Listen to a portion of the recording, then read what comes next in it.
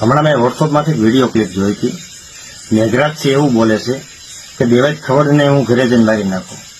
તો પહેલા તો હું તને કાઠીને એક ઓળખાઈ નાખું કે કાઠી દુશ્મની કરે તો દુશ્મની કેવી રીતે નિભાવે. સાંભળી લેજે કે બાપને માર્યાના ભાઈને માર્યાનું વેર હોય અને વ્યક્તિ કદાચ અચાનક કાઠીના ફળે ભૂલો પડ્યો હોય તો કાઠીનો દીકરો એની માથે ઘા ન કરે.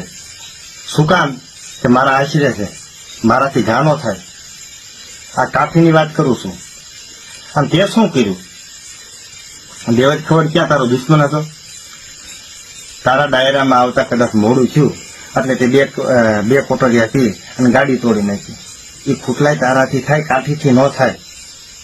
અને બીજી વાત, મનમાંથી વેમ કાઢી નાખજે કે દેવાજભાઈ ભેગો કાઠી સમાજ નથી. દેવાજભાઈ ભેગો કાઠી સમાજ છે, 18 વરણ ભેળા છે. અને સત્યના સાથીદાર હવું કોઈ થાય, અસત્યના ગાડે ખદડી ના હોય ને એ બેહે આવી નીકળો છે.